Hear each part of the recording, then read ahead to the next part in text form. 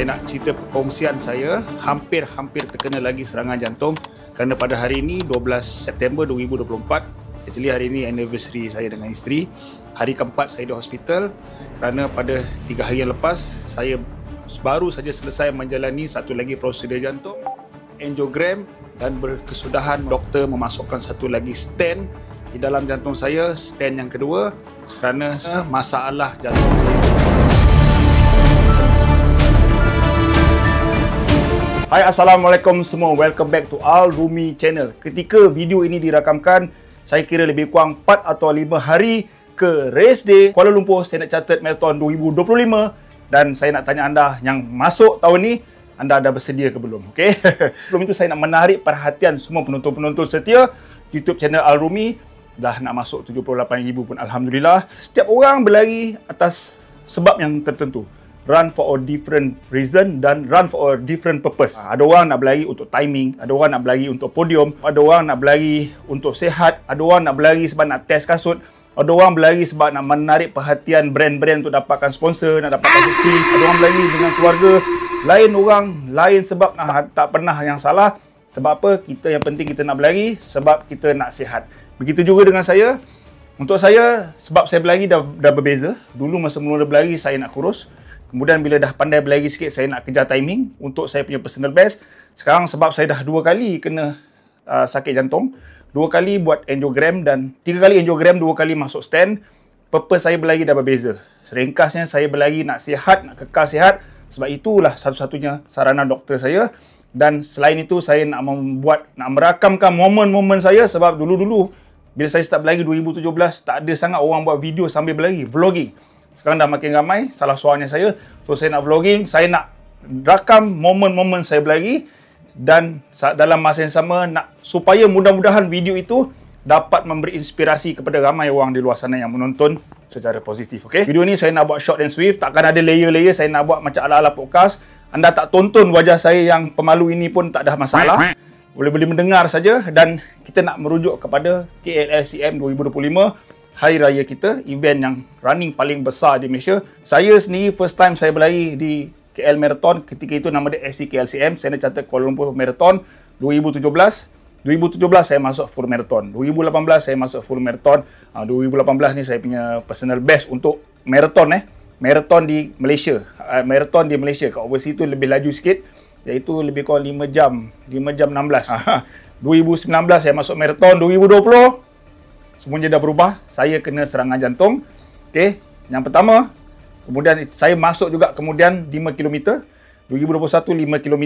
Saya upgrade 2022 10. Kemudian 2023 10. Tahun lepas sepatutnya saya berlari half marathon.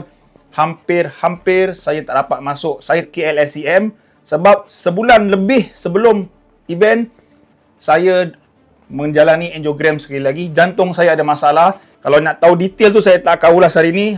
Video tu ada dekat link bawah ni, anda boleh tonton. Dan saya downgrade kepada 5 km. Jadi kalau anda tengok saya dah lagi 5, dah lagi 10, dah lagi full marathon 3 kali. Half tak pernah. Dan insyaAllah tahun ini saya akan berlari bersama isteri saya. Buat julung-julung kali kategori half marathon di KLCM 2025. Okay, sebab tahun lepas saya downgrade sebab ada masalah jantung. Okay, orang kata bila dah lagi tak laju ni, lari dengan bini tak nampak sangat dia punya slow tu kan. Okay, jangan bagi tu isteri saya. Okay, so sempena tahun ini saya nak bagi pesanan kepada anda semua. Dan selain pesanan tu saya nak selit-selit antara drama-drama yang dijangka dan mereka-mereka yang dah buat homework anda, kerja latihan, maknanya training anda selama ini, especially acara full marathon dan half marathon yang jarak dia agak jauh berbanding kategori-kategori lain, dah ready ke belum? Okay, so anda kena tonton video yang ringkas tapi best gila kan sampai habis. Tetapi sebelum itu macam biasa, bak kata sahabat saya dari Sabak Bernam Selangor, siapa-siapa yang masih belum subscribe YouTube channel saya, kasih up sikit lah subscriber agak slow ayah ini. Don't wait long-long, subscribe. Yes, and thank you. A few minutes later. Setiap tahun saya akan diberi tag media ni. Tapi tahun ni susah sikit pasal saya berlari. Tapi saya still akan membuat sedikit liputan style saya sebagai YouTuber. Okay. Tahun ini sebab tempat dah berubah. Dari pada dataran Merdeka, start dan finish. Sekarang ni dah berubah. Start dekat depan Sogo. penghabisan dekat Stadium Merdeka buat pertama kalinya, okey. Tapi benda ni normal. Kalau dekat World Major macam Tokyo dan sebagainya, start finish tempat yang berbeza. Lepas tu anda kena plan sama ada bagi mereka yang nak duduk dalam KL sebab dijangka lebih 50,000 orang untuk 2 hari lah bukan 1 hari akan masuk di dalam KL tu, tak termasuk penonton, keluarga, kru, penguatkuasa dan ramai lagi. Saya rasa terlalu ramai. Jadi anda kena plan perjalanan anda dan biasanya orang ambil hotel. Okey, ada orang prefer dekat start line sebab dia tak nak kalut pagi tu turun, dia terus lari. Ada orang finish line, macam contoh Tokyo, tahun 2023 saya pergi, saya pilih dekat finish line. Kemudian tahun selepas itu saya bermula di start line. Ada pro dengan cons. Jadi anda boleh pilih mana yang anda suka. Dan tahun ni saya pilih dekat finish line sebab saya dah tahu nanti agak barai sebab jarak antara hotel yang saya tinggal dekat finish line dengan start line di Sogo tu lebih kurang 2.2 km. Sama ada saya naik public transport, ada train pagi tu dibuka, ataupun saya jalan kaki santai-santai 2 km sampai ke start line. Jadi anda kena plan. Dinasihatkan better masuk KL awal, especially yang start full dengan half marathon sebab dia time dia terlalu pagi, pukul 3 pagi, saya pukul 4 pagi lebih, 4.45 untuk kita tak kalut pagi tu. Apa yang saya nak pesan kali ni, pastikan ini sepatutnya bagi tu awal-awal lah, buat pemeriksaan kesihatan. Okay, tengok contoh saya cukup lah. Saya kena serangan jantung, saya punya kes tu, kalau anda tonton betul-betul saya punya video, saya memang dah tahu akan ada problem, tapi tak sangka terlalu awal kena yang kedua tu. Yang pertama tu memang cerita yang berbeza lah. Okay, buat pemeriksaan kesihatan. Alhamdulillah saya dah buat kali ni. Macam saya nak pergi Annapurna, buat pemeriksaan kesihatan, especially yang jaraknya jauh-jauh, pasal setiap tahun akan ada kes. Pengsan lah, pitam lah, belum ada kematian lah buat masa ni. Okay, kita nak elakkan benda-benda yang buruk berlaku atas sebab-sebab kesihatan. Dan dia tak kira umur, tapi biasanya yang berlaku umur 40 tahun ke atas. Dia berkaitan dengan first, latihan. Latihan tu insyaAllah dah 2 minggu ni sepatutnya semua dah taper. Saya pun dah start taper. Taper tu ringkasannya, mungkin boleh buat video spesifik. Anda turunkan volume, intensity turunkan sikit saja. Turunkan 10 ke 30%. Kalau contoh seminggu anda lari 50 km, turunkan, senang nak kira 100 km, turunkan 30%. So anda berlari 70 km. Contohnya macam tu. Duration ataupun frekuensi dia lebih kurang sama. Kalau anda biasa berlari 5 atau 4 kali seminggu, maintain. Tapi biasa lari sehari 5 kilo, lari 3 kilo. Okay, sebab badan anda dah trust the process. Tapi bagaimana pula orang yang tak cukup training? Dia ada satu ungkapan, lebih baik tak cukup training daripada terlebih training. Terlebih training anda akan tendency untuk injured. Dah berlaku kat saya. Kalau kurang training ni sama ada anda tak dapat capai masa yang anda nak, unlikely akan injured pasal anda akan slow, tetapi anda akan menyiksa diri anda lah. Okay, tapi dia ada pro dengan cons juga lah. Anda boleh tengok lah. Tapi yang terbaik adalah cukup training. Sebab respect the distance, respect the training. Okay, kemudian saya dah sebut tadi, plan perjalanan, tidur sehari awal, badan anda perlu rehat, especially yang datang jauh-jauh, daripada Kedah, daripada Kok Diang, daripada Penang, daripada Arau, daripada Mersing, daripada Kuantan, daripada Sarike, daripada Bintulu, daripada Kundasang. Datang cukupkan rehat, okay, supaya anda tak kalut. Dalam KL ni, lebih baik anda guna public transport, guna Grab ataupun LRT ada, sebab race kit dekat KLCC, kalau anda tinggal berdekatan tak ada masalah langsung, sebab parking susah gila dan jam gila kat KL ni. Saya nak pesan tidur. Tidur ni sangat penting sekali. Kalau saya, kadang-kadang saya cancel lari kalau saya tak cukup tidur. Tidur ni untuk saya, biasanya saya target, kalau nak selesa 6 jam ke atas lah. Tapi kalau dapat 5 jam lebih pun okey. Tapi race day ni dia ada akan rasa nervous, anxiety, ada masalah nak tidur. Jadi anda kena latih badan anda. Kalau anda punya race start pukul 4 pagi, at least sebulan terakhir tu, anda kena berlari pukul 4 pagi. Latih badan anda, bukan saja berlari, nak latih tidur awal. Kalau 4 pagi, biasa anda dah bangun pukul 3, pukul 2. So, berapa nak tidur? Lepas isyak kena tidur awal. Kena latih tidur awal. So, nak tidur awal macam mana? Kena makan awal. Elakkan kafein. Banyak sebab. Rehatkan badan. Okay? So, rehat yang cukup. Kerana ini yang akan membuatkan yang serangan jantung yang saya cerita awal tadi tu. Salah satu penyebab badan letih, fatigue, ada stres berlebihan, jantung anda di dalam keadaan yang sangat berbahaya. So, tidur. Kalau anda tengok elite Kenya, dia kalau 2-3 hari dah sampai tempat race tu, dia tak buat apa pun.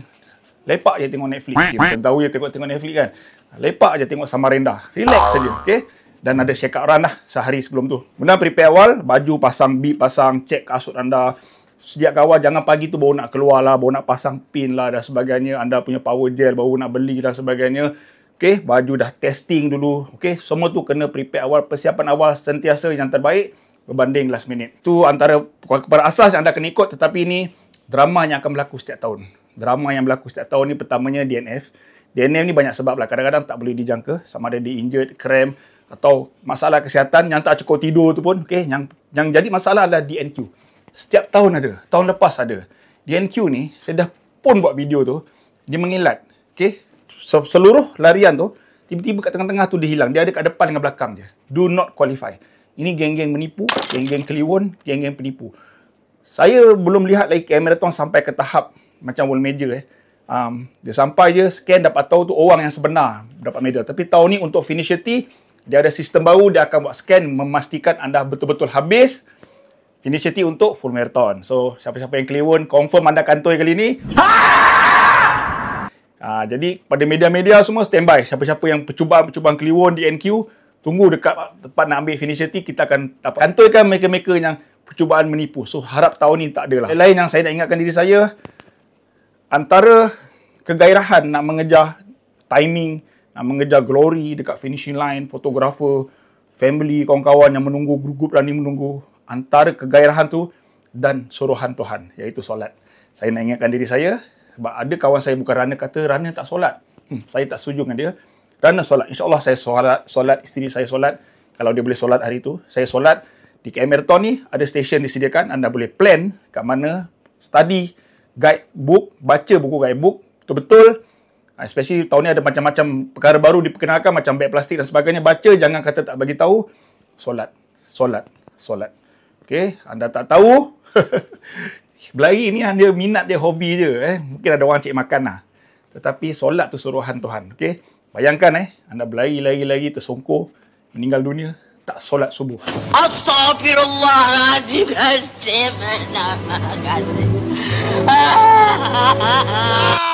Jadi dia akan efek pelari-pelari marathon, full marathon yang lambat, yang laju maybe tak terkesan, dan half marathon.